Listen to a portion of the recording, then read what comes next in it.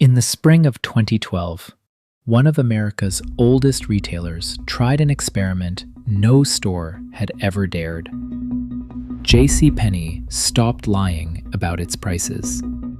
No fake sales, no coupons, no games. Just the honest number on every tag, every day. Customers had been begging for this for decades. Within a year, the company had lost $985 million. Because it turns out, nobody wants honest prices, including you.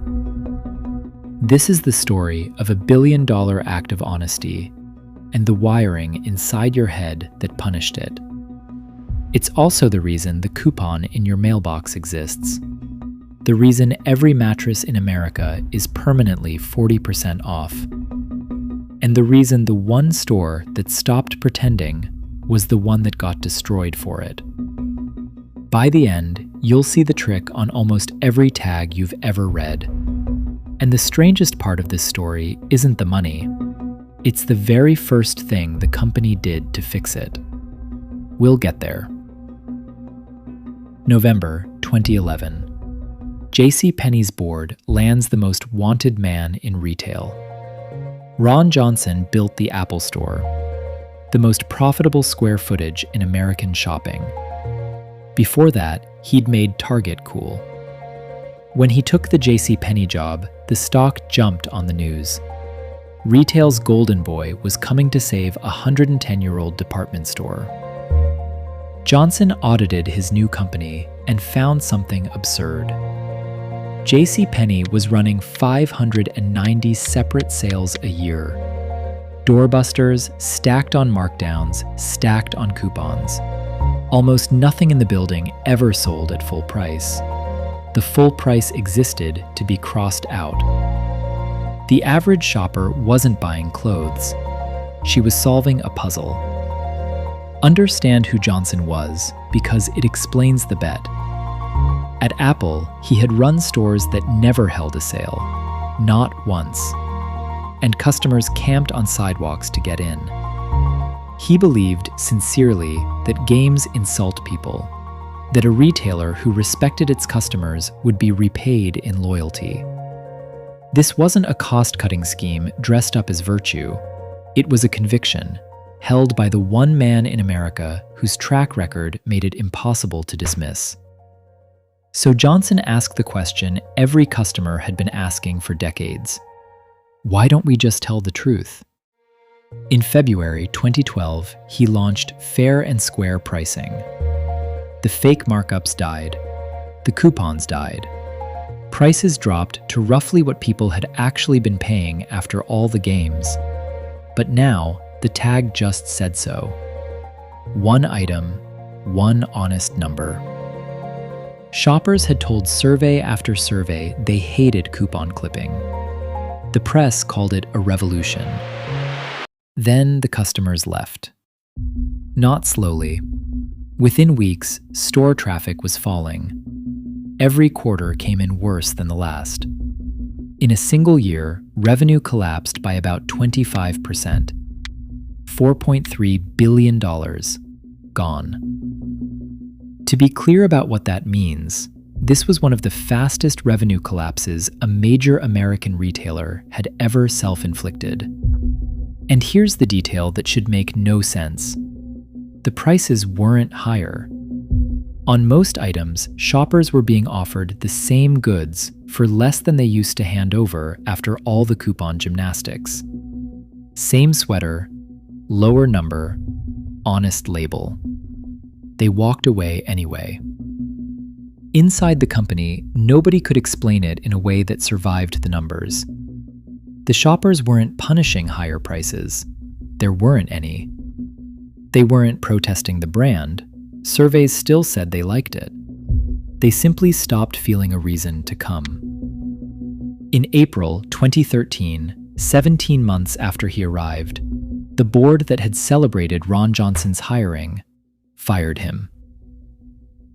To understand why honesty nearly killed a department store, you need to watch two psychologists rig a carnival wheel.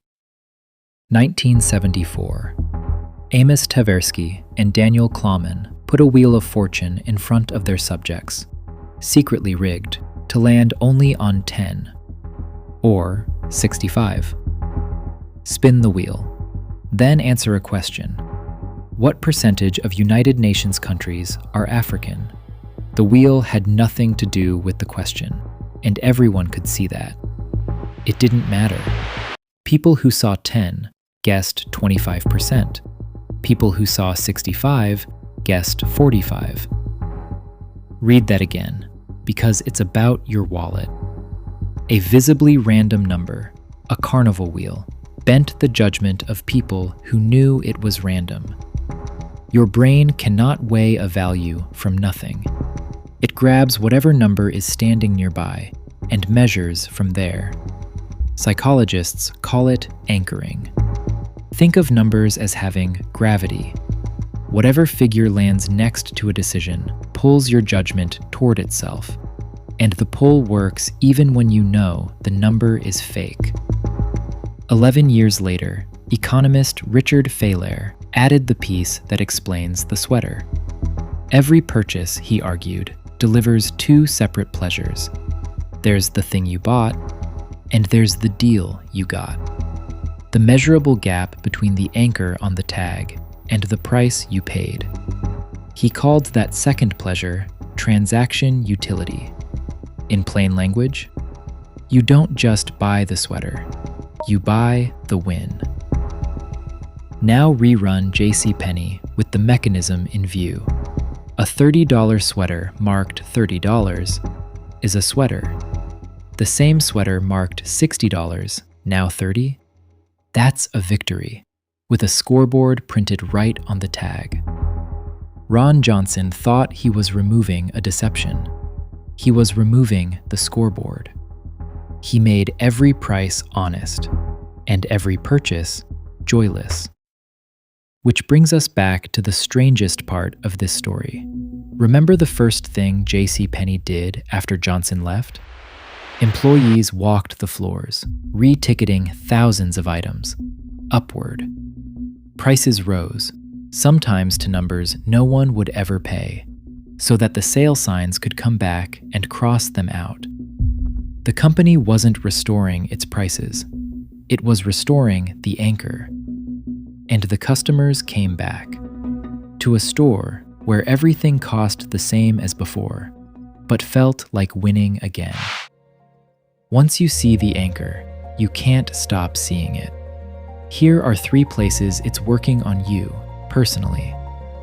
The outlet mall. That jacket says compare at $128, and it feels like a find.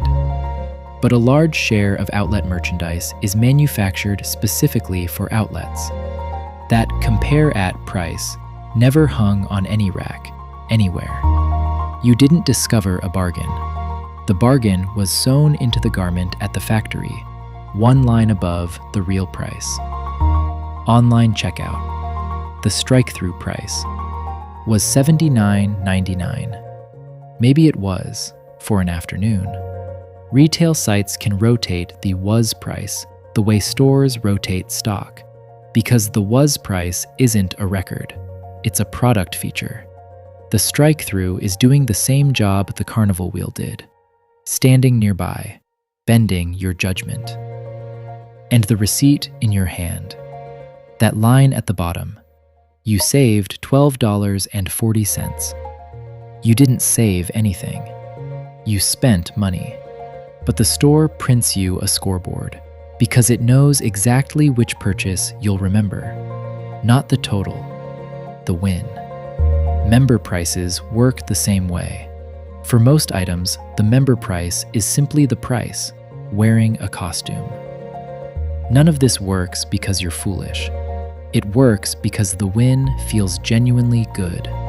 The wiring is real, it's ancient, and it fires whether or not the anchor is. Retail didn't invent that circuitry. Retail just learned to print it money. So here's what JCPenney actually proved, at a cost of $985 million. The fake sale isn't a lie the store tells you. It's a service you demanded. Ron Johnson bet a company on the idea that people want the truth on a price tag. People want the win. This week, you'll meet an anchor, a strike-through, a compare at, a was price. When it happens, try one thing. Not a rule, just an experiment. Cover the crossed-out number with your thumb and look at what's left. The only question that survives is whether that number, alone, is worth it to you. That's the whole trick. And now you can watch it try to work. And once you start covering numbers, be careful at dinner, because the most expensive item on a restaurant menu isn't there to be ordered. It's there to bend you toward everything else. That menu is reading your mind. And it's what we're opening next.